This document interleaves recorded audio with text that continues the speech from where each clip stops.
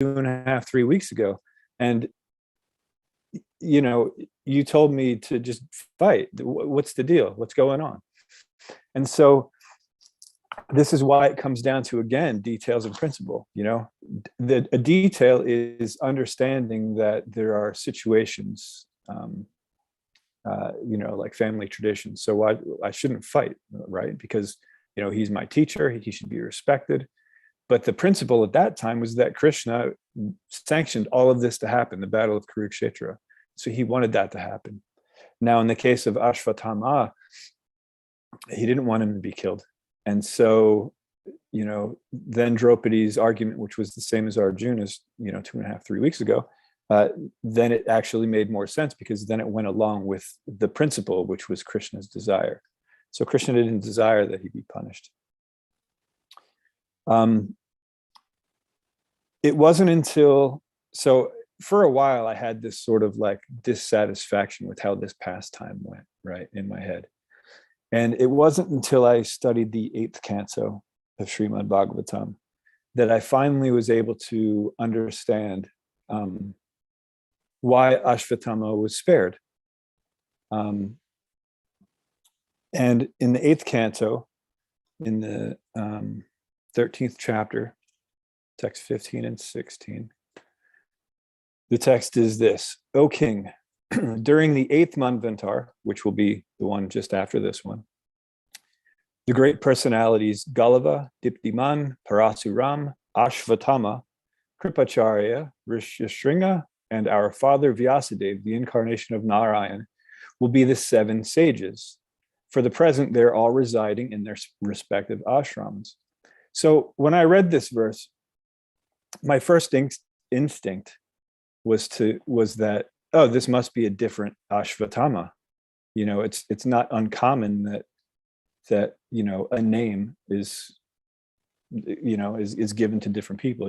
Different people go by the same name all the time. So I thought, oh, that's probably not that. It couldn't be that Ashvatthama. And then I look in the Sanskrit, and it's actually, in the Sanskrit, it's Drona Putra, which means the son of Dronacharya. So it's clearly talking about that very same Ashvatthama. And I'm thinking, what is going on here? Because the 7 sages, they're in charge of reestablishing the principles of religion. And so I thought, why would he become in charge of reestablishing the principles of religion? That doesn't make much sense to me. So first, before we get into this, since we're talking about the 7 sages, I'll ask a question. Anybody can unmute and answer.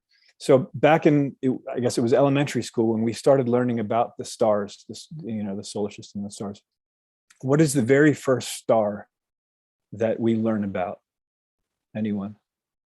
And I don't think it even matters what country you went to school in. I'm pretty sure we all have the same answer. What's the first star? Sun. Other than the sun, the first star that we learn about?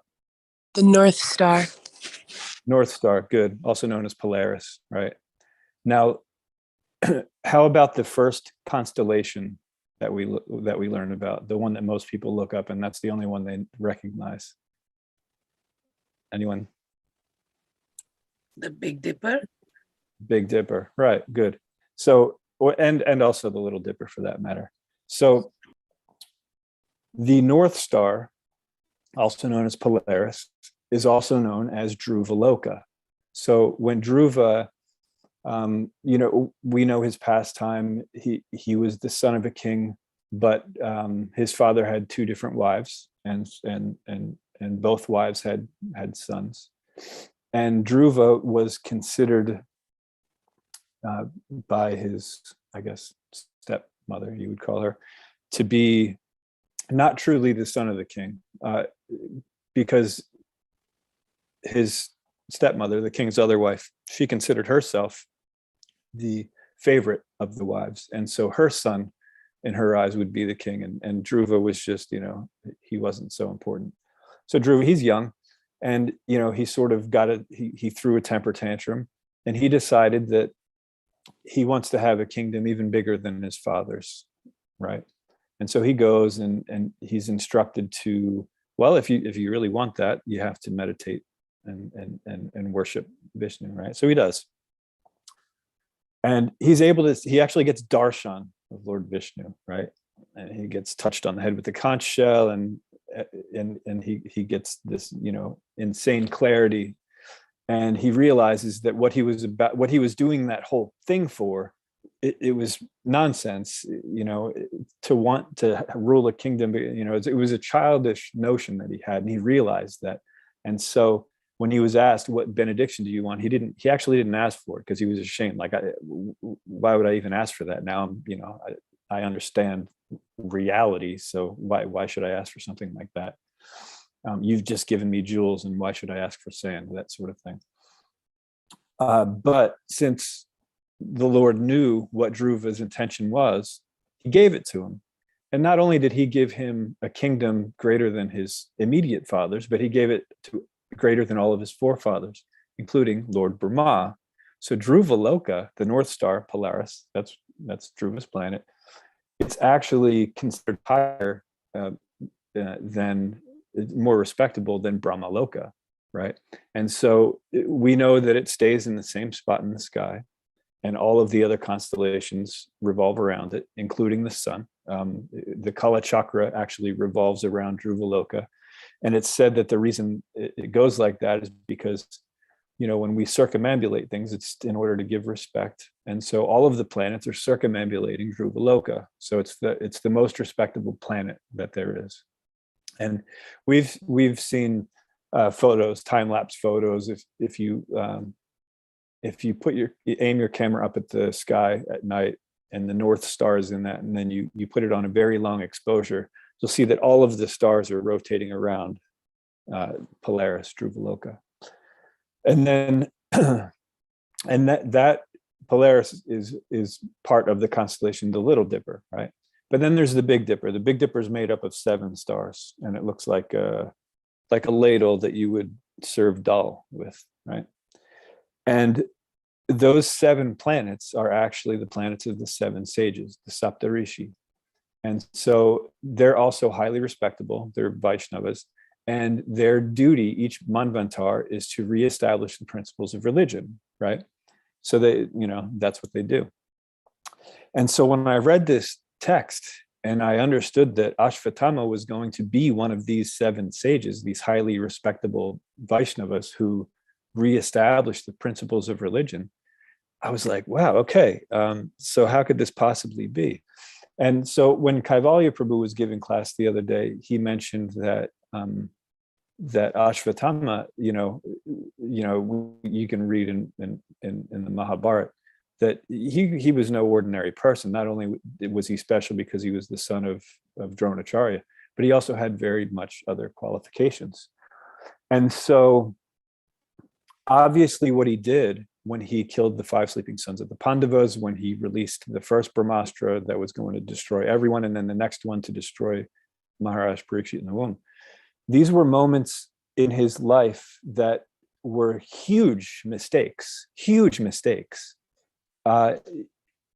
You might not even want to call it a mistake because it's, the magnitude of what he did, how wrong it was, is just so far off the charts of being anything of what we would consider to be acceptable that, it's hard for us to imagine that someone could be forgiven for such an act, and not only one act, and it wasn't even 3 strikes you're out, because he still had those 3 strikes, and now he's sitting in his ashram and he's going to become one of the next, the 7 sages. And so clearly this mistake that he made, these mistakes that he made of such high magnitude, they were actually insignificant in Krishna's eyes. Krishna understood, well, it was a tough situation for him. He was trying to please his guru. His intentions were there. It was certainly the wrong thing for him to do on all counts. But Krishna was there to make sure that everything went okay. The Pandavas were safe. Well, not the 5 sleeping sons of the Pandavas, but that was also part of Krishna's plans. So the Brahmastra, it didn't kill any.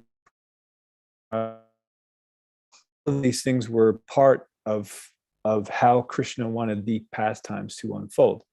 Parikshit Maharaj was meant to have this experience in the womb where, he had this, he felt this burning sensation, and then he sees the Lord thumb size there, and he's got his club, which is circling around him like a shooting star, it's said. I sort of picture it as, if you think of like an atom, is like the nucleus, and then his club was sort of like a very fast electron that was spinning in all directions around him, and it was dissipating that heat of the Brahmastra, and it saved Parikshit Maharaj's life. And that actually was the impetus for Parikshit Maharaj's entire life. He understood that he was protected by the Supreme Lord, and that's why he was so pious. That's why he was such a great emperor. So that set the tone for his entire life, right?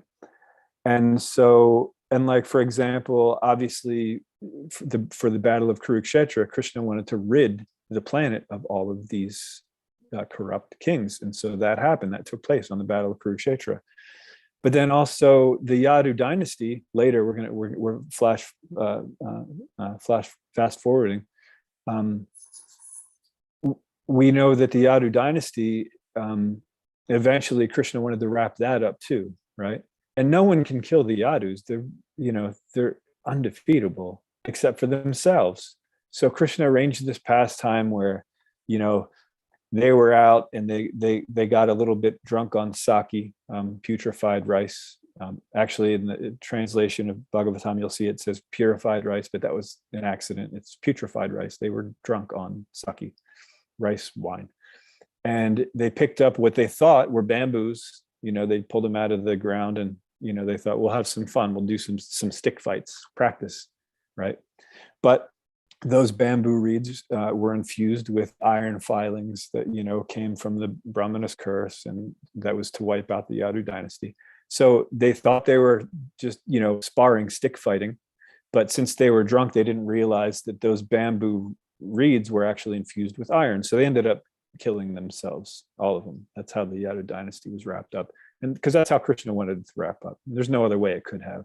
Nobody could have defeated them, right? And so sometimes Krishna arranges things where devotees will make really bad mistakes, right? But he has a further plan for them. And this is really difficult for us to wrap our heads around. When Balabhadra Prabhu gave his class, he mentioned that this pastime was about forgiveness. And it is. And we have to understand that forgiveness isn't just, if someone says something about us that we don't like, we kind of blow it off. That's a part of forgiveness. But a bigger part of forgiveness is being able to understand that since everything is under Krishna's control, that we're detached from that whole thing. And there's really nothing for us to forgive anyway, really. Because nothing happens to us. There's nothing that we're in control of, and so there's really, in the ultimate sense, there's really nothing for us to forgive. But when we see examples like this of Ashvatthama, who commits these, like I said, they're just so heinous, the things that he did, and we can't imagine how he could possibly be forgiven, and then he makes another mistake, and then he's forgiven again. And then we find out that, eventually he's going to be in charge of reestablishing the rules of Dharma. Well, he understands the rules of Dharma, and he understands them even better now that he committed mistakes and then learned from them. And then when Acharya Prabhu was giving a class, he talked about how this pastime was also about Dharma, about justice, about understanding that beyond the details of what is to be done in dharmic law, there's also the principle of, because many times we'll see what we perceive as contradictory statements, and in this case, it was that he was an aggressor. Ashvatthama was an aggressor and was needed to be killed, but he was also a Brahmana, so he couldn't be killed. So you must simultaneously kill and not kill, right? And so it takes some intelligence to figure out what exactly to do. Luckily, I wasn't there and I didn't have a weapon in my hand because, I would have done the wrong thing, you know? And it would have been so easy for Bhima to just be like, okay, sure. Okay. He's unarmed. And then, he just slides a bow over to him. Cause of course he's going to pick up the bow and try to defend himself. And then, now he has a weapon. Okay. We can kill him. Right. It would have been so easy to do anything like that. But that's not what happens. And it wasn't like when the decision was made and everything was done. It wasn't like Bhima was like, oh, come on, Krishna, this doesn't make any sense. No, he accepted because he understood, okay, Krishna's in control. And so that's what I do. I may not agree with it or understand it, but I do understand that Krishna's in control and that's what he wants. And so this is a huge lesson that we have to learn. And it's a hard lesson for us to learn in our lives. Actually, before I get into that, I want to say, so this example of Ashvatthama, so it teaches us that learning one's lesson the hard way and making huge mistakes does not disqualify one from devotional service, right? This is what we can understand from this pastime, because we see that Ashvatthama, he made these huge mistakes. But he learned a lesson the hard way, and it actually helped qualify him for his future devotional service, right? And so that's one main point that we have to take away, or that we should take away from this pastime. And then the next one, which is what I started talking about, is forgiveness. Now, like I said, this is a very important and very difficult lesson for us to learn, because our current conditioning is that we want to see justice. The current conditioning of this material world is this, thirst for poetic justice, for blood. If we see something wrong, we want to see this punishment.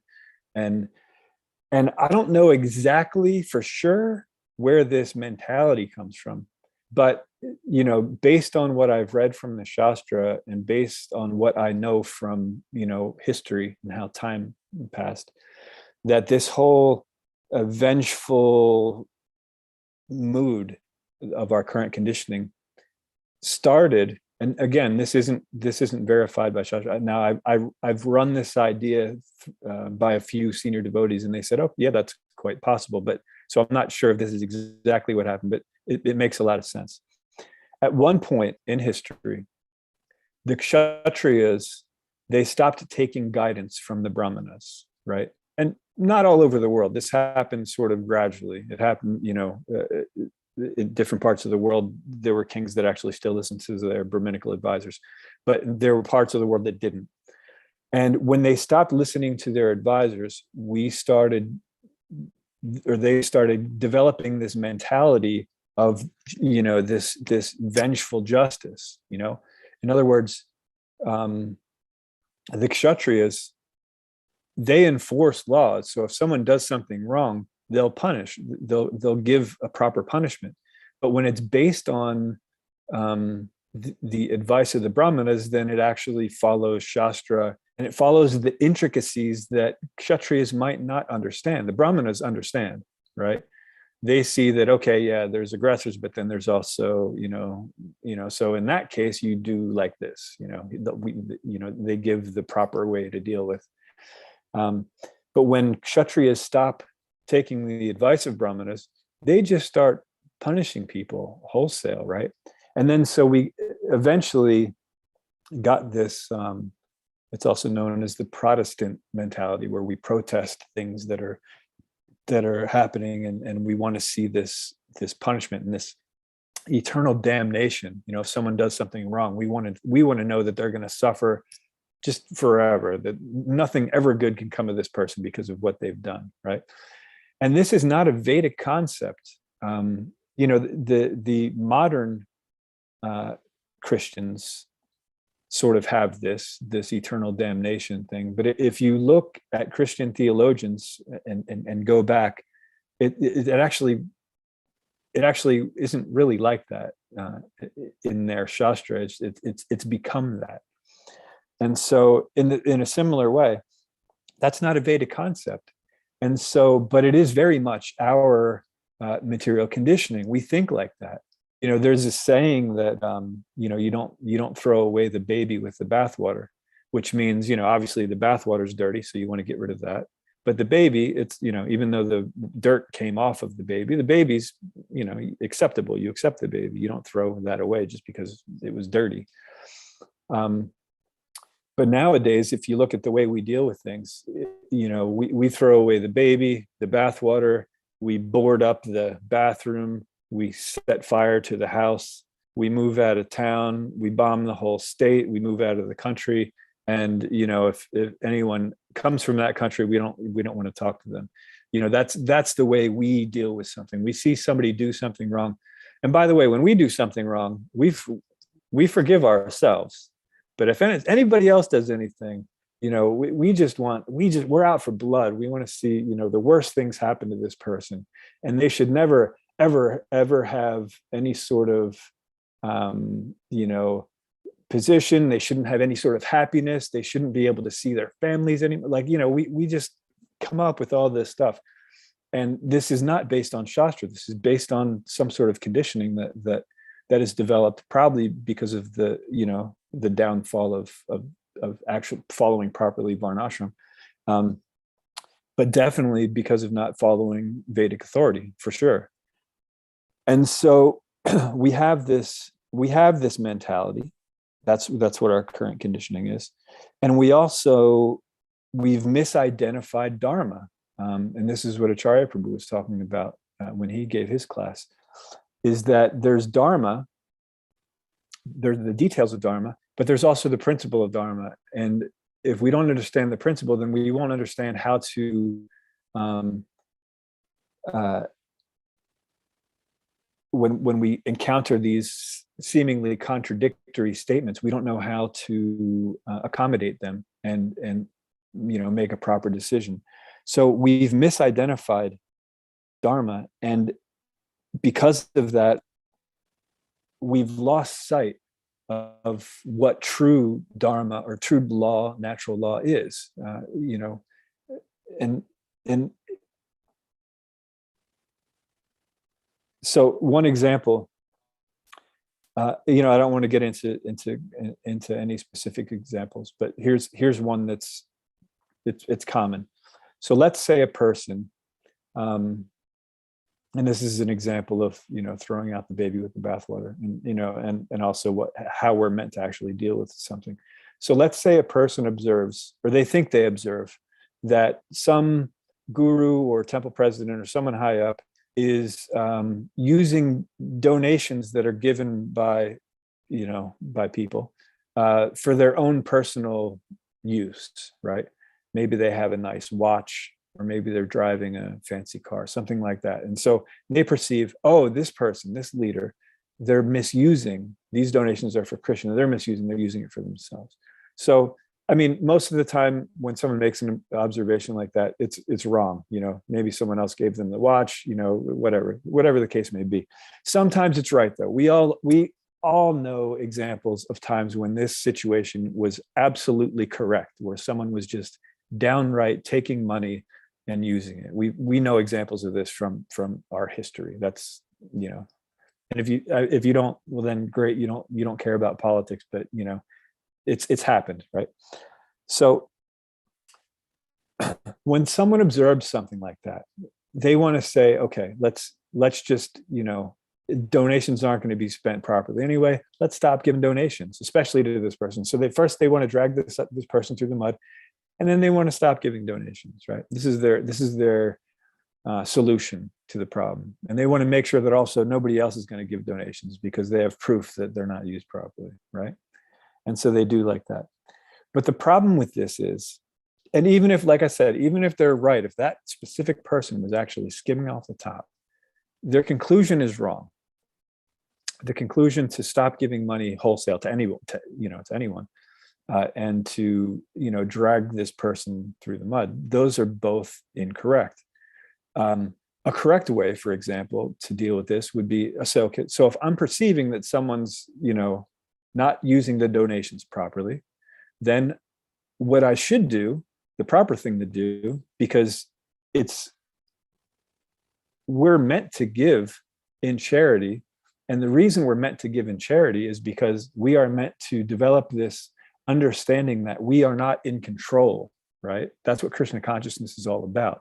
So if we have a job and we're accumulating money to support our family in situations like that, the way that in that situation, the way that we start understanding that we're not in control is to give up part of the fruits of our activities, to understand that actually this is all given to me by God. And so I'm going to show him that I understand that by giving some of that back. So charity must be given. That's something that has to happen. So for example, and I'm sorry, I'm going over time here, but this is, like I said, it's an important lesson. So if we observe something like that, even if we're right, even if the person has been skimming off the top, patting their pockets, whatever we want to say, charity still has to be given. So what we do, the real solution, is to find someone who we think is going to use it properly. So it's not that everyone is corrupt. We just have noticed that someone might be corrupt, right? So then we find someone, okay, now this particular person, they're clearly, whatever donations they get, they're using properly. They're putting it into the temple. They're making the deities nice new outfits. They're renovating the temple buildings so that everything is nice and it's efficient. So we're not blowing money on all this like heat loss. They're re-insulating. They're like keeping it up to date, things like that. So we find someone whose service we appreciate, and we give it to them instead. And there's no point in dragging someone's name through the mud. If they're doing something wrong, Krishna will take care of it, first of all. Or if we are actually in that position of management and the person is under us that is, doing something wrong, then we correct that. We don't have to do it publicly. We correct that behavior. We make sure that they understand that this is not how this is done. Somehow they still have an attraction to Krishna. That's why they're there. We don't take their service away from them. We don't try to do anything like that, but we correct the situation, right? These are things that are very important. So we have to, our solutions should be supported by Shastra. Whatever solution that we think we come up with, it should be supported by Shastra, not by our whim or what society's current idea of justice is like that. It should be supported by Shastra. So the second thing I want to point out, so the first one was learning one's lesson the hard way and making huge mistakes does not disqualify one from devotional service. That's the first one. So the second one is if we think we see a problem or injustice, our solution should be supported by Shastra, right? It's okay to address if we see something that we don't think is right, we see an injustice. It's okay to address that. But we should do it according to Shastra. We shouldn't do it according to what the current vengeful system is, the way that's doing, because that doesn't help anyone.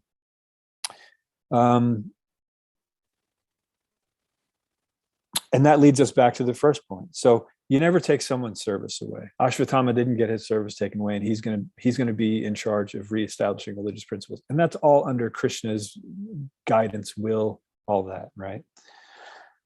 So obviously the services may be adjusted, but they're not taken away. So so someone's service is to go and buy the vegetables for the temple, right? But they're not very good at driving. So they've wrecked the car 5 times, right? So we're going to adjust their service. Maybe we're going to give them a driver. Maybe they're still good at picking up the vegetables and they're really good at making deals. They go to the different markets and they know all the people and they know how to, make good deals. So they actually get discounts, So, okay, no, that's the good part of the service. They did that properly. What they didn't do properly is drive. They don't know how to drive, right? So you give them a driver. You don't find a good driver who doesn't know how to negotiate prices and then give them the service, right? Because then, okay, your car's not being broken, but you're not getting the good deals, right? So then 2 people have to go. No big deal, right?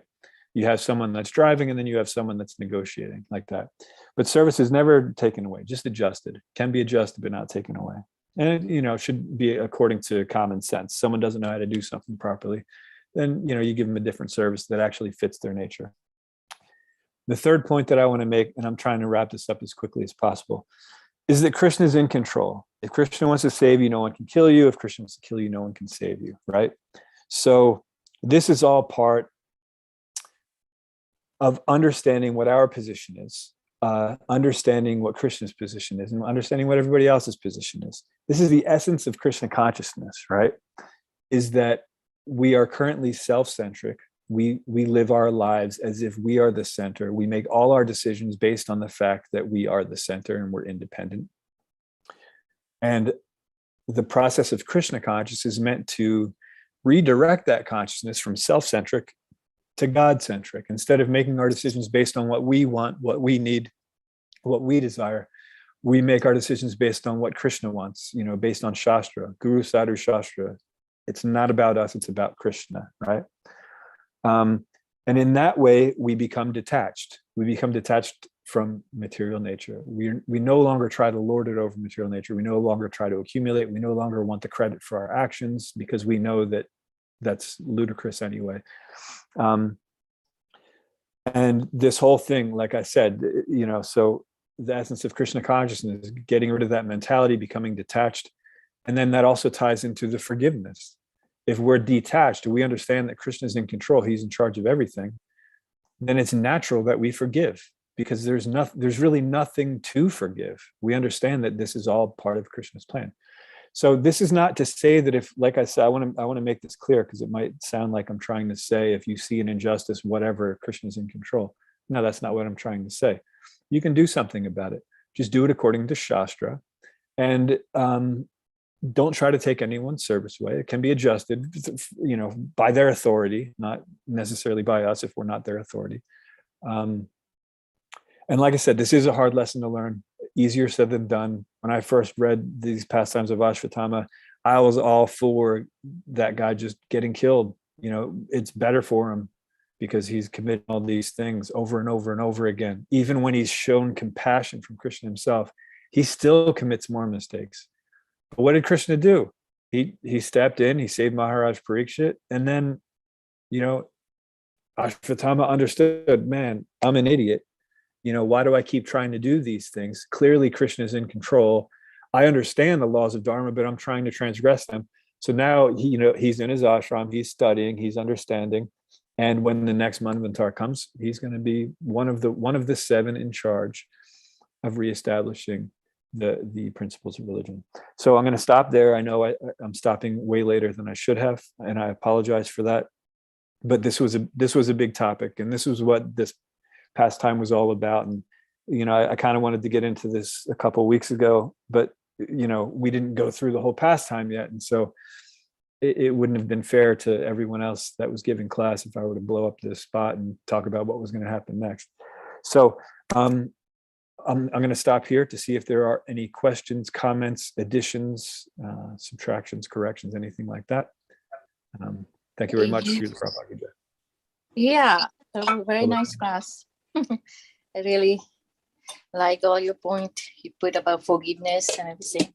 And my question is that sometimes some devotee committed a very disgraceful act, like disturb the mind of other devotees. You say you shouldn't take the service. So what do we do in this case? So like I said, a service can be adjusted. Not necessarily, it shouldn't be taken away. So depending on what the situation is, every situation is different. But basically, just on principle, because we could talk about the details of the situation if you gave me the details, but there's no need to do that. In principle, what we need to do as devotees is say, well, was it worse than what Ashvatthama did? No, it's definitely not worse than what Ashvatthama did. Definitely not. I don't care what we're talking about here. Definitely, absolutely, positively not worse than what Ashvatthama did, right? So we can at least understand the concept that Krishna can forgive whatever activity that was. Then if we're in management, some of us are, then we have to intelligently understand what exactly was the problem that led to this offense that affected so many devotees, that let them down. Get to the root of it, understand how this devotee can still be engaged according to his nature without further affecting the devotees' minds and consciousness like that. And so the details will be different in every situation. but that principle has to be kept in mind and followed, right? Oftentimes what we do is we want to focus more on the detail because that's what we're used to. That's what our conditioning is used to. And so, we want it to be public, and we want to know what the punishment is, and we want to make sure that punishment is being, enforced throughout in eternity, even, right? But that's not the way we do things Vedically. So intelligence has to be used, like when Acharya Prabhu was talking about Dharma. It requires intelligence. It requires knowledge of the Shastra. It requires some flexibility to be able to intellectually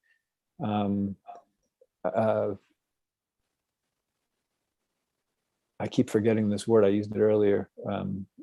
When you take two things and bring them together, it's called accommodate. To accommodate seeming contradictions, right? It takes some intelligence and some knowledge of the Shastra. And so we have to apply that. But the most important thing is to stick with that principle. Is we have to think, well, did the person do something worse than Ashvatthama? No, absolutely not. That's no question. So there always is going to be a way to adjust an offender's service without taking it away from them. Now, they may leave their service, and if they do that, okay, whatever, that's fine. We have free will. But as long as someone is exercising their free will to serve Krishna, even if there is a tinge or a big part material motivation, which we all have some sort of material motivation, as long as that's there, that has to be fanned, that has to be cultivated. And so if we're in management, we have to figure out how to continue to allow this person to engage in devotional service according to their nature. That's also not going to negatively affect others. And so intelligence has to be used for that. Is that answer okay? I know it doesn't specifically give that, but if that mentality and that is there, then you'll be able to come up with a solution. Yeah, unfortunately, like I know in ISKCON, some people, they commit some mistake very, like people doesn't want to see them, doesn't want to have nothing to do them. Even if the management is supporting them, they still the whole community, like go against management because the management is encouraging such and such thing. Yeah.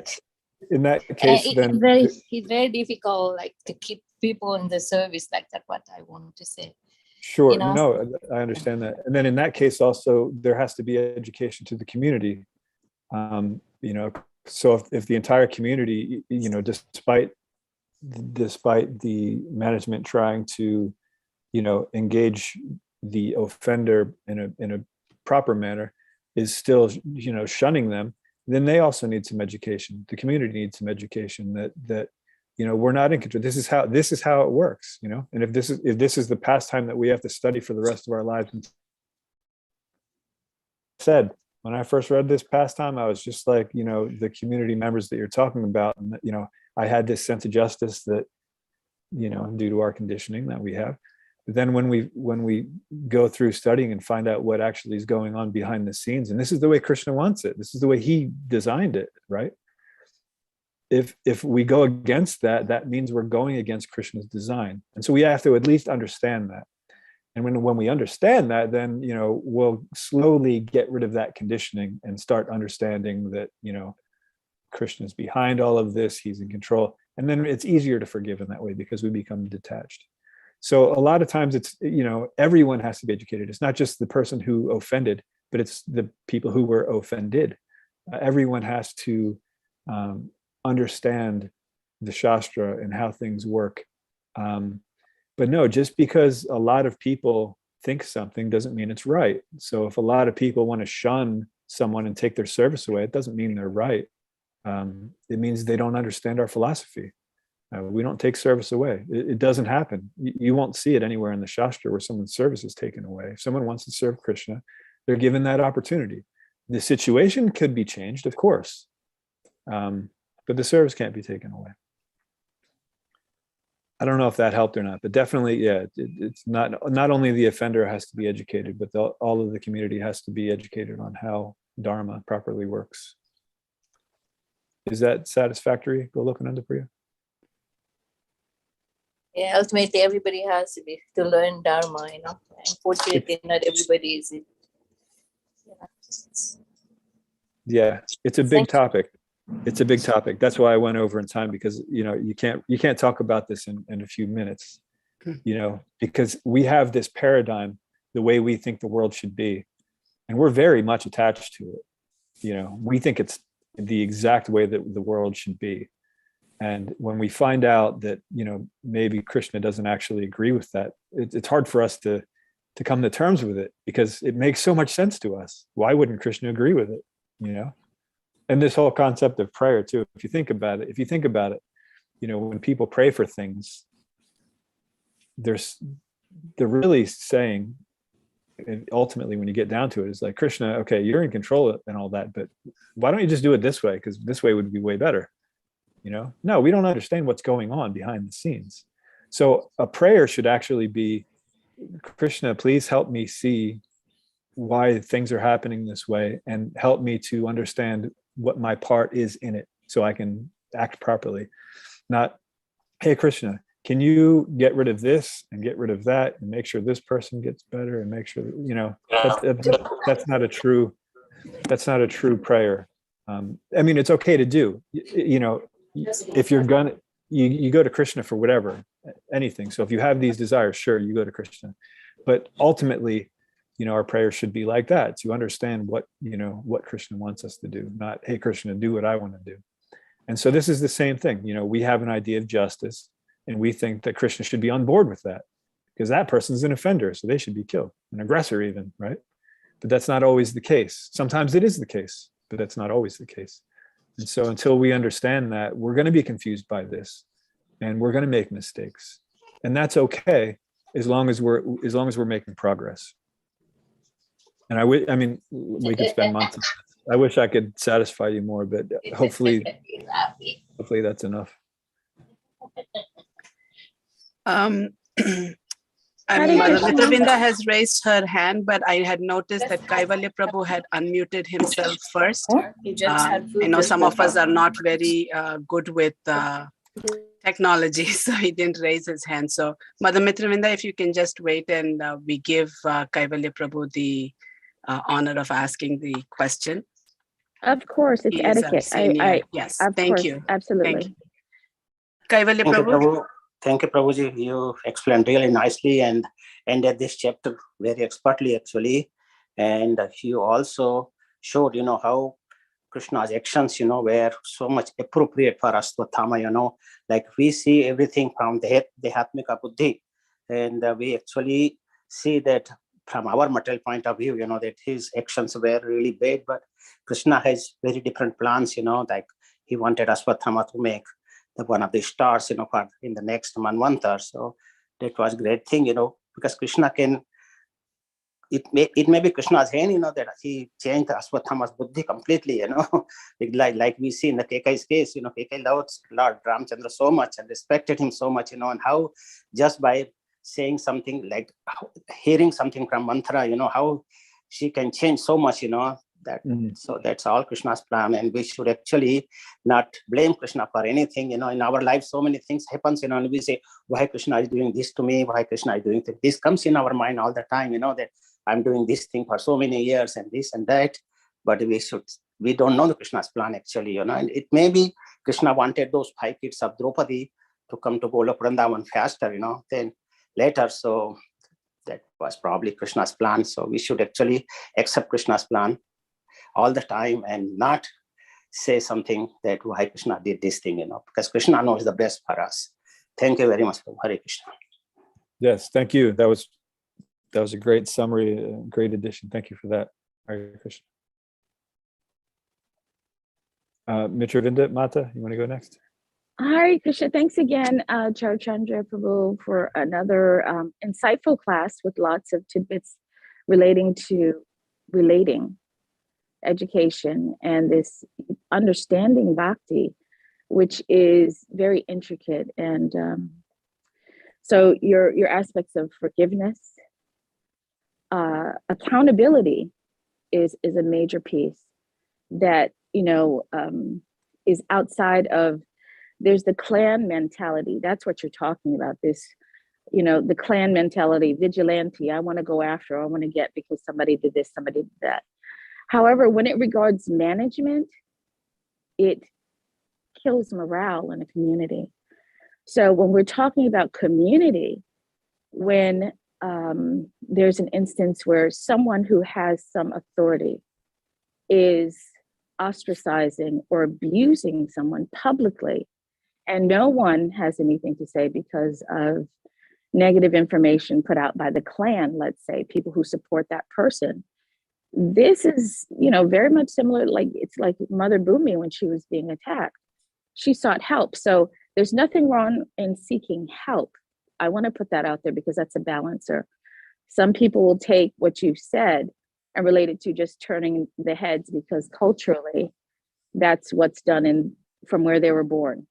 So we have to get outside of the bodily cultures and get into the culture of Krishna consciousness, which is not about excluding, taking people's service away, as you said, regarding dharma, as a way of punishing someone without regard to the fact of what their guru has given them as service, brahminically or otherwise, or any other service.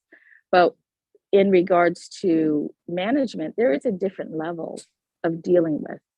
It's different because you have power, and in misuse of that power, you either show whether or not you're worthy of it.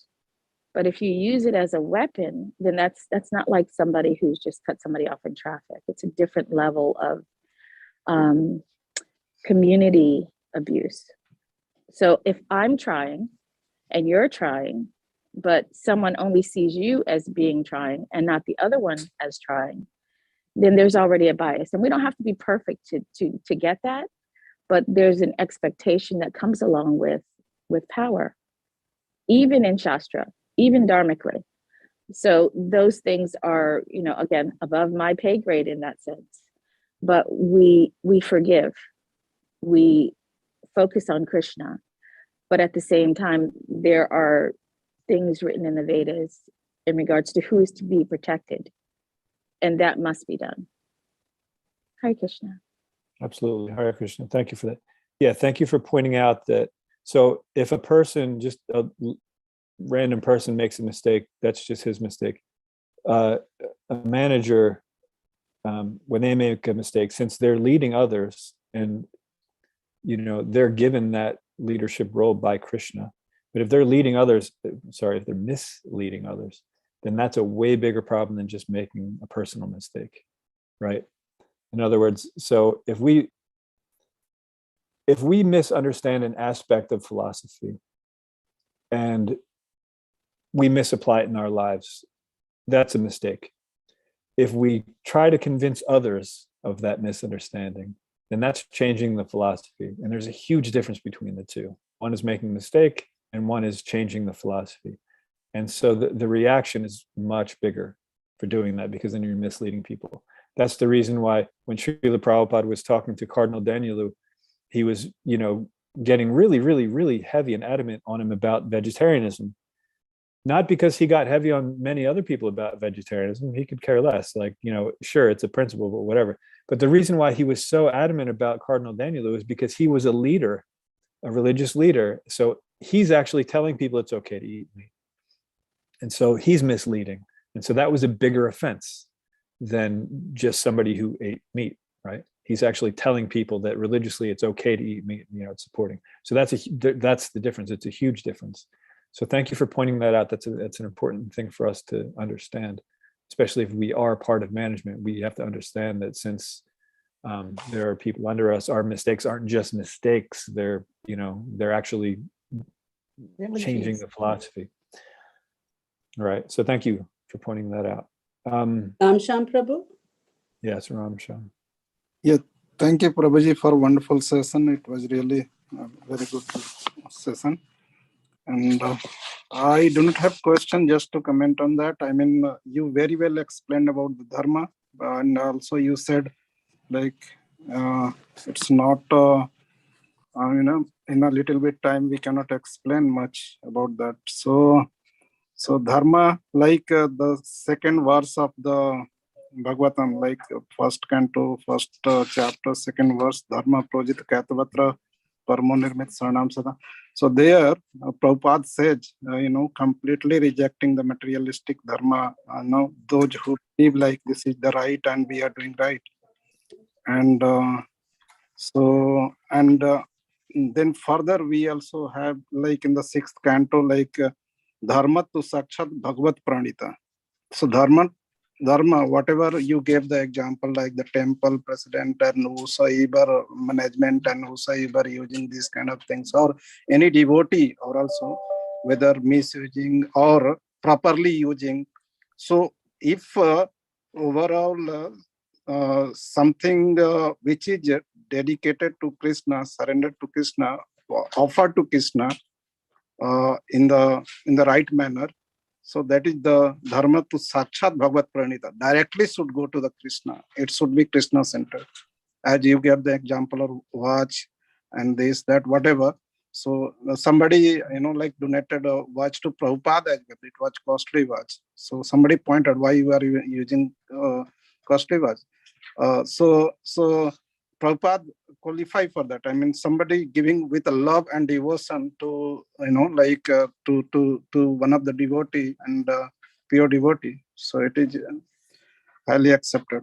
So yeah, Prabhuji, it depends on time, place, circumstances. You also mentioned that. So yeah, it's a very, really wonderful session. It was good learning for me. Thank you much. Thank you. Thank you. Yeah, this thing, like I said, since it's such a big topic and it's such an important and hard lesson for us to learn, and it always comes down to if we focus on the principle instead of the detail, we'll be fine. In this case, the principle being that if we see something wrong, it's okay to try to do something about it, but it should be in line with the Shastra. It shouldn't be in line with whatever our whims tell us to do, or whatever society currently accepts as justice. It should be Shastric justice, and if we don't know it, we should learn it. That's the thing. Especially if we're warriors on that front, where we see faults and we want justice. We want to correct those. So if that's our mentality, then we should actually understand it properly, and not just the details. We should understand the principles of it. Dronacharya Prabhu, go ahead. Thank you, Sharachandra Prabhu. So many points you covered today, and just a very, I think, healthy conversation and teaching that you gave to us. I appreciate it very much. The point I liked something that, or I liked a lot of what you said, but the one point you said about making the assumptions. You're talking about the guru who may have a watch or have something very nice, and you think we draw these assumptions. Well, how could they have that if they were using their donations properly, and therefore so we put ourselves in situations sometimes where we draw these assumptions, and these assumptions may be right, they may be wrong. And on a personal note, I was thinking how we have to deal with ourselves with regards to that. But what I've observed a lot of times is that we try to get buy-in from the people around us. And sometimes we may even use I'm just trying to get association from devotees, or I'm trying to, get senior counsel. But really, the mentality is to try to manipulate people's line of thinking, because I think that way. Now I want everybody to think that way. So now I want to spread my assumption. And that can become not only dangerous in a community, but it can also become dangerous to our own spiritual life, I would imagine. What would you, do you have any, I don't know if you could maybe elaborate on that point, or the dangers that could come out of that? Yeah, absolutely. There's no end to the dangers that could come from that. I mean, if we look around, we see that we've sort of spread so not only did we have this conditioning from the get-go, which was unfortunate, and then we're dealing with problems in the wrong way, but then we're spreading that. So just like what Mitra Vindamataji was saying, that, you know, if one person's doing it himself, it's okay, but if they're like in management, if other people are following them, then it's a way bigger thing. And so if we, you know, if we make the offense of misjudging someone, okay, that's a mistake. But if we then encourage others to misjudge, that's changing the philosophy. That's a huge mistake. And so, and we see that now. You look, and unfortunately what it's doing, we think that we're trying to make the institution better by weeding out the flaws of it. But what we're really doing is we're dragging the institution through the mud, because we're attracting so much negative publicity to an issue that sure should probably be corrected in some cases, not in all cases. In some of the cases, it's just like you said, a misunderstanding. You just don't know what the circumstances were behind it. But even if it was, let's say someone actually observed a thing that definitely was a problem. So when we deal with it like that, incorrectly and publicly, trying to show that, you know, look, we're trying to make a better place or whatever, it doesn't actually work that way. It's counterproductive.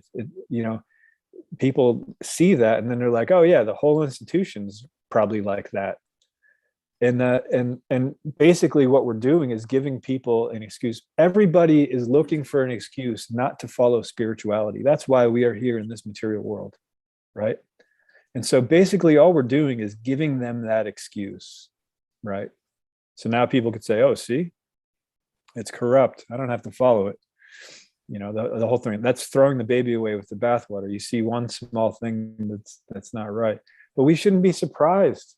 You know, it's like, you know, we're in a hospital and we see sick people. You don't criticize them.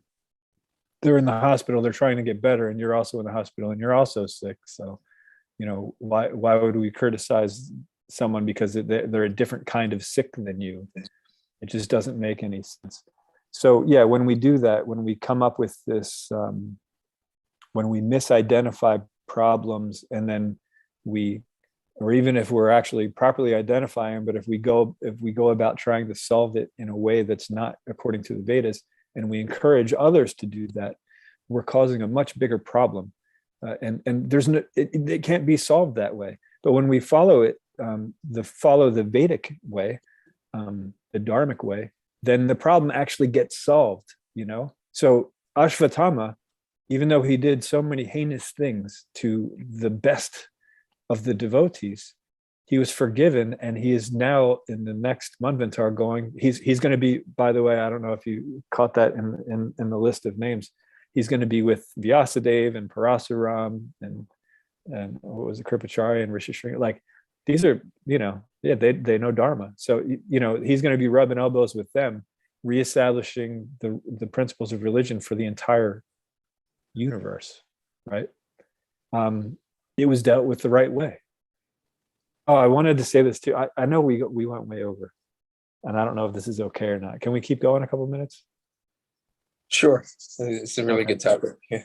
So one thing that I wanted to point out when I was talking about that specifically is so the Yamadutas. We don't know much about the Yamadutas. We know that, you know, they came to take Ajamil, right? And then the Vishnu Dutas came because he called out for his son Narayan. And so we know that the Yamadutas are servants of Yamaraj. But many of us don't, and I didn't know this for a while, but many of us don't know, you know, how they came to be Yamadutas. Like, you know, what does one do to become a Yamaduta, you know? And first off, you know, when we think of Yamaraj and Yamadutas, we think of, like, you know, it's death and it's like, you know, demons or something like evil. But Yamaraj, Dharmaraj, they actually mean the same thing. He's actually quite pious, and so are the Yamadutas. So what happens is there's this planet called Pitri Loka.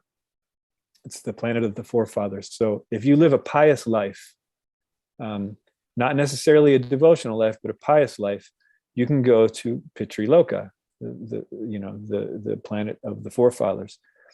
And when you're there, if your descendants are also pious, if you've taught them properly and they're pious and they offer their sacrifices to the forefathers, then you live a pretty nice life there in Pitriloka, right? But if your descendants do not follow those rituals, then you're actually not getting fed. You're up there in Pitriloka, but you're not getting fed. So you start getting emaciated, and you start getting sort of like deformed, and you start getting very upset at people who don't follow Dharma properly. And then Dharmaraj, he says, hey, I have a job for you. So basically he's given these people who know a lot about Dharma and are very bitter about people who don't follow said Dharma. They become Yamadutas. So they're very pious people. They know Dharma very well. And as such, they can give the proper punishment to someone, not like an incorrect, over the top, no, they give the actual proper punishment. So this is where the Yamadutas come from. And so in a similar way, Ashvatthama, he understood Dharma from both sides, because he was brought up very well. He had a good upbringing, but he also made some really bad, huge mistakes, and he learned from them. And now this is going to be a service. So, it helps us to see exactly what's going on through Krishna's eyes to understand, because when we see things through our eyes, we come to these conclusions and we think we know what's up. And it's not necessarily a bad thing to have these conclusions. Bhima had the conclusion. He said, no, kill him. Right. And even at one point, Krishna said, yeah, kill him. But, but there was a higher principle going on. Krishna was playing with Arjuna. Sure, there's that. But then Bhima accepted it, because ultimately it's Krishna's decision. We can give our input, sure, but it's Krishna's decision. And when that happens, we have to accept it. And so, it's difficult if we don't understand Shastra to really follow along with this. But, if we study Shastra, we understand the principles, we understand the concept of detachment, the concept of forgiveness properly, then, we're going to be better off in doing this. But really, we need to understand that this current mentality we have of dealing with problems that is very non-Shastric, it has nothing to do with Shastra, we have to give that up, and we have to start adjusting our lifestyle to fit with that of the Vedic lifestyle. We see like I said, so I guess it was the second point I made. If we see a problem or injustice, it's fine to try to make a solution, but it should be supported by the Shastra. So just make that adjustment. Maybe you're not going to want to walk away from the situation. That's fine. Don't walk away from the situation. You see an injustice and you want to do that, then it's your nature. That's your nature to try to deal with injustice. Fine, you do that, but do it according to Shastra. Don't make an online campaign, about it and try to, rally support to, make somebody move out of the country, or I don't know, whatever. That's not the way it is. Go according to Shastra, and then it'll work. And then, rock on. Then you'll know about Dharma. Maybe you'll become a Yamaduta. Or if we just learn to serve Krishna with love, then we get to go to Goloka. We're going to go wherever we deserve to go. That's just all there is to it. So let's just focus on the real stuff. That's good. I appreciate that. Just for my own I just want to make sure I understand this point here. We have, and I guess maybe this kind of gets into the details, and, once you understand the principle, and now it's, I guess, applying it to the details, because you have different injustices, and I think, each one has to be taken differently, even in the, court, in the court of law. Some people get jailed for peddling marijuana, some people, and some is premeditated murder. So there's different. Also, even if it's the same thing, I want you to continue, but even if it's the same exact thing, but different circumstances, there's a different solution. Like we said with Draupadi and Arjuna, they were giving the same argument. and it was only like 2.5, 3 weeks apart. And, Right. and one answer was kill, and the other answer was don't kill. Right? It was just a circumstance. But continue on. Go ahead. Yeah. So I just wanted to, for my own clarification, understand, I guess, in terms of, so you were saying like the service should not be, taken away, or, it could be adjusted. So sometimes the occurrence is, such that,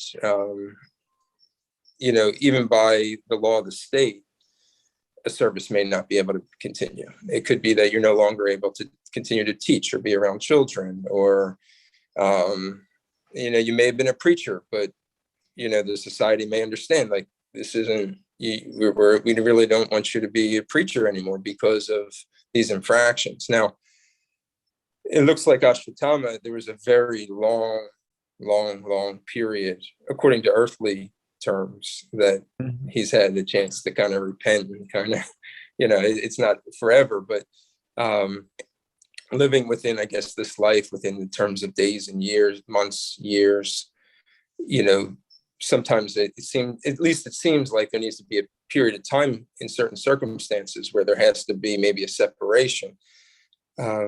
Is it that maybe in terms of, service has to continue in terms of hearing, chanting, not stripping that away, but, maybe there may be situations where, a person can't necessarily be a teacher because of certain infractions that they've done, or such like that. I'm just trying to get a better understanding. I guess you were getting down to the details, and every situation has its own scenario. But, look at Jagai and Madai, right? They weren't necessarily, when they got kind of saved by Lord Nityananda and Lord Chaitanya, they performed service. Their service wasn't, they did some service. They didn't say, okay, you can't do any service. They chanted the holy names, and they prepared the bathing ghats for devotees as a way of showing service to the devotees that they've offended. Took a very kind of humble position. They didn't necessarily say, okay, put us up front and make us say, the posters of I want to, preach at the Rath Yatra, so I don't know. It just seems, I guess for my own help, just getting kind of clarification on, that idea of service shouldn't be taken, but adjusted. I guess, Yeah. So like you said, the details are there. So sometimes a thing that a teacher could do could be a minor enough offense where, maybe they shouldn't teach certain types of people, or maybe there has to be some sort of time away. But teachers by nature are teachers. So sometimes, okay, don't teach kids anymore, teach adults if they did something, just completely wrong or something sometimes. But like you said, that you got to get into the details. So sometimes, a person should be taken away for a substantial amount of time, if there were certain offenses that were there. But like you said, so Ashvatthama now, he's in his ashram. That's mentioned in that verse. So he's hearing, he's chanting, he's also instructing others. And it's not that, someone could, obviously they understand Dharma, who they understand the concept of Dharma, who he's instructing. And they also know what he did. And they understand that it was a mistake and that Krishna forgave. So again, it's difficult when we focus on the details, because a lot of times the details really hit home for us in certain circumstances. And that's understandable. But again, you look at it, you look at Ashvatthama, nothing anyone did is going to be worse than him. So sure, service a lot of times has to be adjusted. Someone commits a really bad thing, even, like you said, according to the state, and they shouldn't be around children anymore. So, okay, then they shouldn't be around children anymore. Absolutely. So take them away from that. If they're still good teachers, if they still understand the philosophy, but they just didn't understand the etiquette of dealing with younger people, then they sure, they should still, if they understand they should still teach the philosophy. They actually understand it, if that's actually their nature. Now, if they were just put into that service because of, there was nobody else around to do it, and their nature isn't really of teaching, then sure, that service can be changed because it wasn't theirs in the first place. But we have to understand that. We have to be able to, if we're in that position of management, to have to figure out how to adjust someone's service, we have to understand, how to determine what someone's nature is, and we have to use our intelligence to figure out what then can be done. But we also have to understand that there's no offense that one can commit that excludes you from devotional service permanently. There are some that will exclude you for a very, very long time, killing of a brahmana, things like that. But then there's also ways to counteract that, because as soon as you come to your senses, let's say you killed a brahmana, as soon as you come to your senses and repent and circumambulate Tulsi Maharani, and chant Hare Krishna, you've been forgiven of those offenses. Not if you do it because you read that if you do this, that counteracts the offense, and so, okay, sure, I'll walk around a tree, no problem. If that's what's going to counteract my killing of all this. No, it's like Krishna understands your consciousness, and so that's the thing. Krishna's in control. He understands our consciousness. If he deems us worthy of again reestablishing the principles of religion after we killed the 5 sleeping sons of these very dear devotees and then tried to kill their grandchild, if he deems that the service that should be done, then that's what's to be done, and everyone accepts it, even those who disagreed with it at first, Bhima, right? And so it's there. Like I said, when we get into the details, sometimes it hits too close to home. Sometimes we won't agree with it. Sometimes we won't agree with who's making the decision. So, and sometimes that's valid too. Someone's making a decision that's not qualified to do that, and they don't do it properly.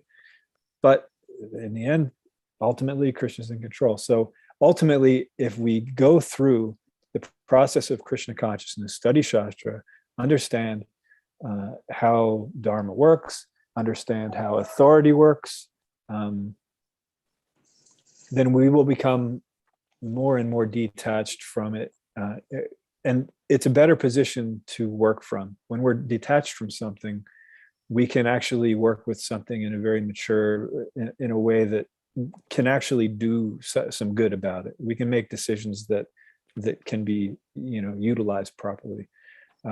Let's say we've observed that the people who have been, making these decisions aren't doing a great job of it. Well, if we follow Shastra personally, and we figure out a way to do it better, and then we show that that's the way to do it better, then all right, good job. Then we've engaged in Krishna service. Krishna was behind us. He's been supporting us.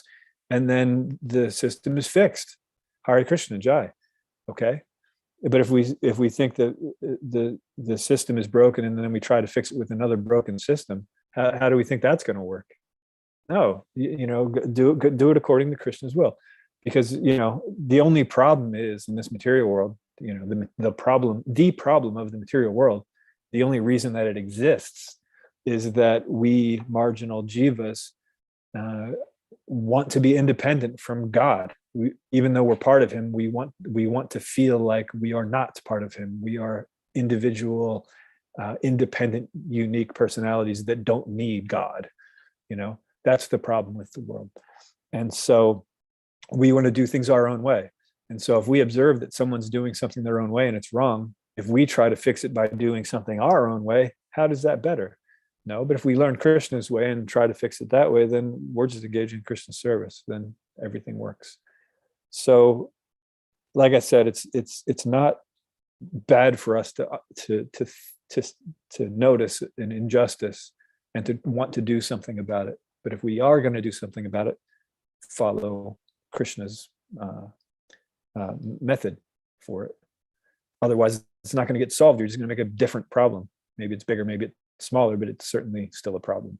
Does that make sense? Yeah, thank you very much. I appreciate your share. You're telling us that, and It's the whole conversation, I think, is a very good, healthy one to have.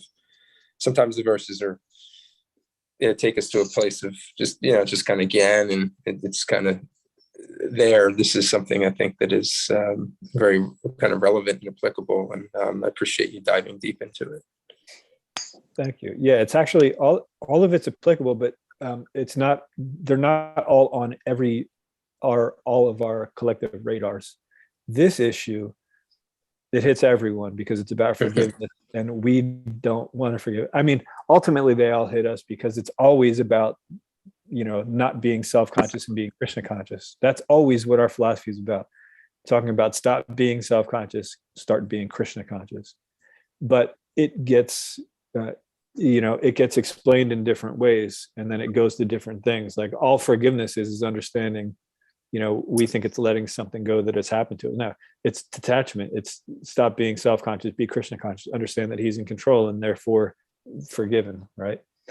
Everything is always about stop being self-conscious, start being Krishna conscious. So it's always applicable, but it's not always, we don't always notice it. We don't always recognize that, but this one, it's an obvious one for everybody. It's like, because the way to stop being self-conscious and start being Krishna conscious, in this case is to forgive. And it's hard for us to do that because we have thick, deep conditioning in this matter. And so, this could be a conversation that would go on for years, honestly, because people will start bringing up their details and they'll say, oh yeah, well, what about this situation? And I say, well, was it worse than what Ashvatthama did? And then maybe someone will say, you know what, I'm sick of hearing you say that because this is bad. And no, it is bad. I'm not trying to make light of what anyone has done. That's not what I'm trying to do. And I'm also not trying to say that, we shouldn't rely on, the state justice system, for example. If someone does something wrong against the state, then, sure, let the punishment happen like that. That's fine. But, what we need to do when we deal with things is to make sure that we're going according to Shastra and not according to our whim or according to, like I said, what society deems as the, an acceptable system, which currently it's not acceptable. It's just quite vengeful. And it's the opposite of Krishna conscious. It is self-conscious. We want to see this person suffer. We want to make sure it happens.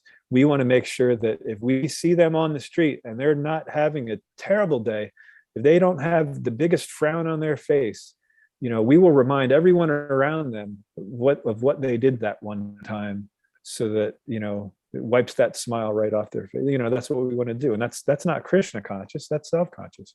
Even if we think we're doing it for Krishna, we're not doing it for Krishna.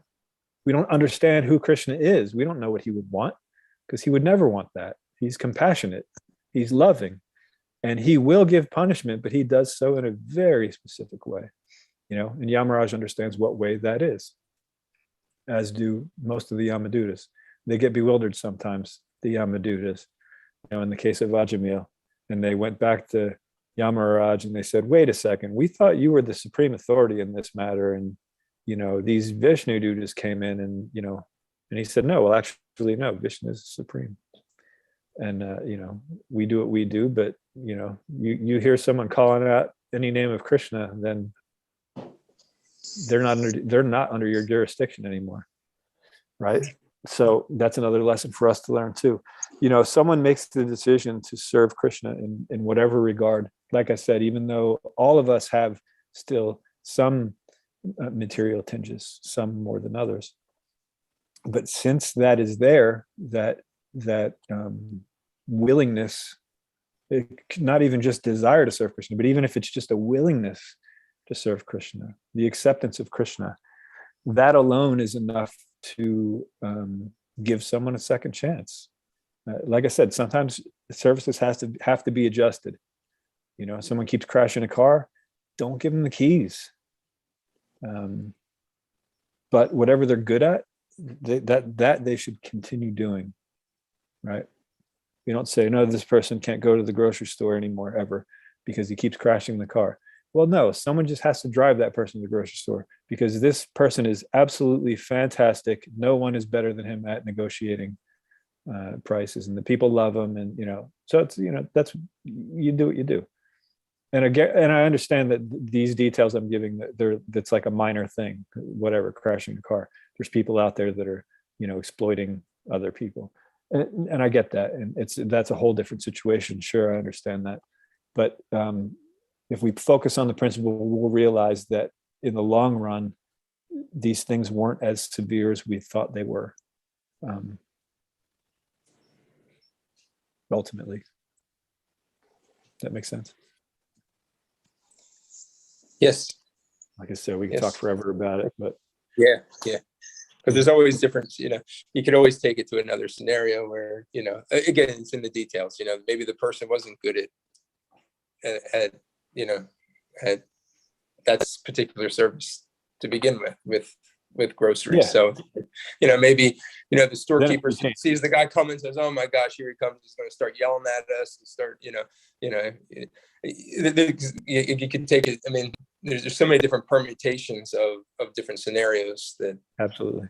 Which is why we always applying that go back. principle to each one becomes, I guess that's the challenge that we have to. Right. And it Really like I crazy. said, it becomes easier when we spend more time in Shastra than we do on, Judge Judy. Yeah, definitely. Good Yeah. one, Chara. Thanks. Thank you very much, Prabhu. Yeah. Thank you very much for nice class and nice. Sorry for keeping everyone so long. I'm honestly impressed that there's still 14 people on more than a half hour after we usually stop. I apologize. It was interesting what you're saying, all the points, it was very nicely you said. Hare Krishna. Very Prabhu. much worth it. I- Very much worth it. I want to say something very short because Go ahead. sometimes Go ahead. becomes difficult for me to make a point correctly. When you said that, mentioned Christian philosophy, so it made me realize that we should not make assumption about the general population that they are not good or something, because there are people who are Christian but they have a philosophy and they follow their dharma. So that's what I realized, that we should not assume for everyone. Yeah. So there are people, there are nice people here, and they have that. Absolutely. Yeah, that's the Follow. Yeah, I second mentioned thing. there were. Yeah, go ahead. The second thing, that your service cannot be taken away. Like you are preaching and everyone Yes. is doing that. They are doing that. Yeah. This is different. Yeah, I mentioned there are some Christian theologians who, do understand their Shastra. Even though it's rare, they're there. So, they are to be acknowledged and respected for sure. But yeah, taking away someone's service, that's never something that Krishna does.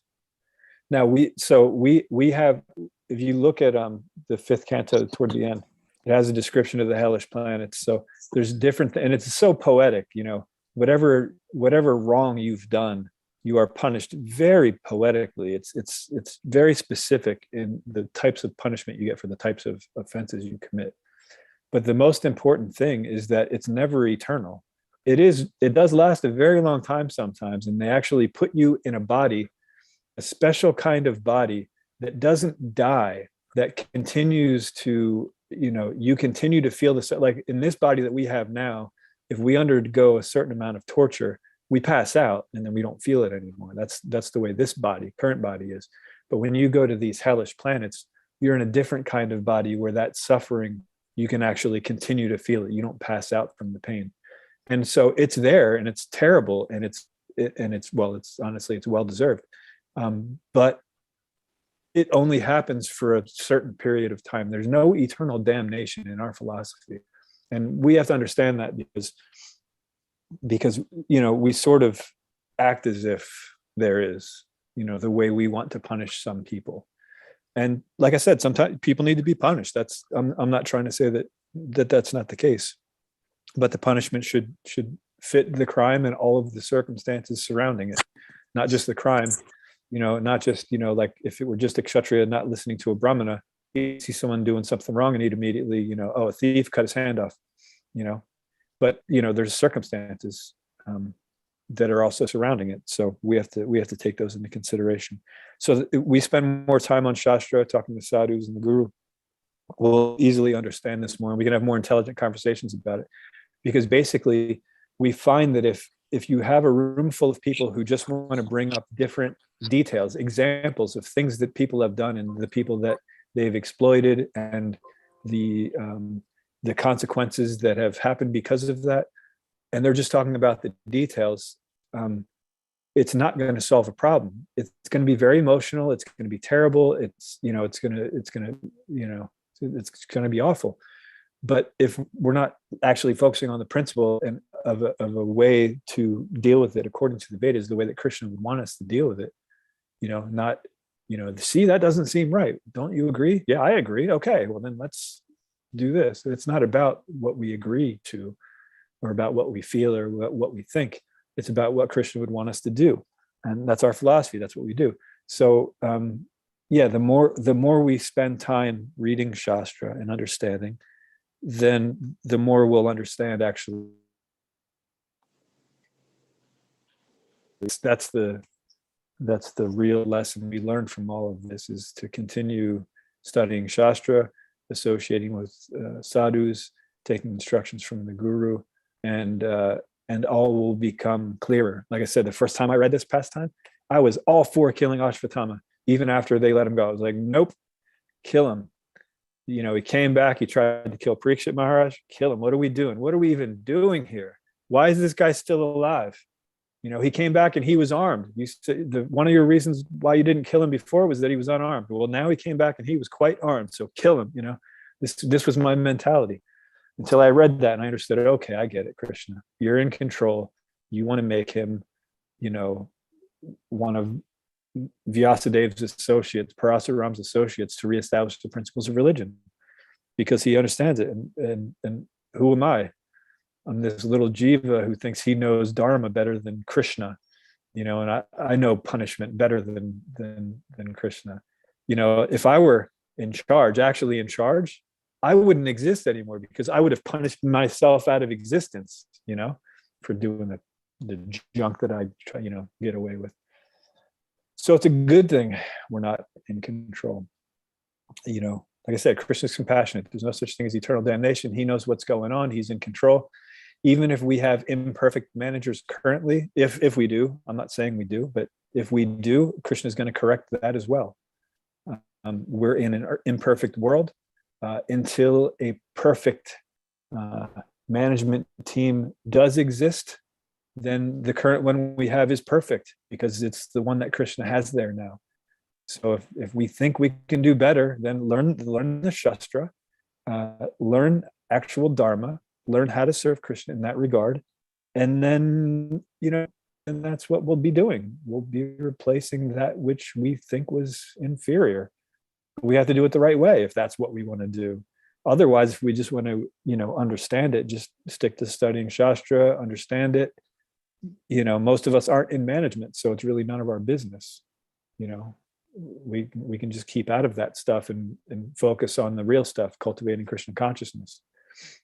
You're in a burning building, you get out. There are firefighters that are going to go back in and try to get other people out. That's their job. But if it's not your job and you don't have the proper equipment, don't do it. So if we don't have the proper equipment to solve the problem that we see, then either get that equipment or stay out of it.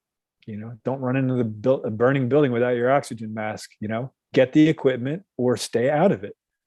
Either get the training to do something actually Krishna conscious about the situation, or stay out of it.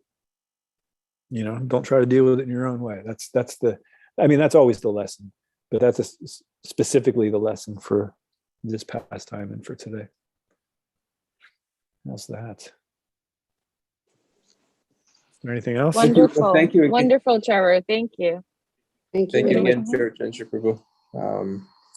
I think we're here at 9:40.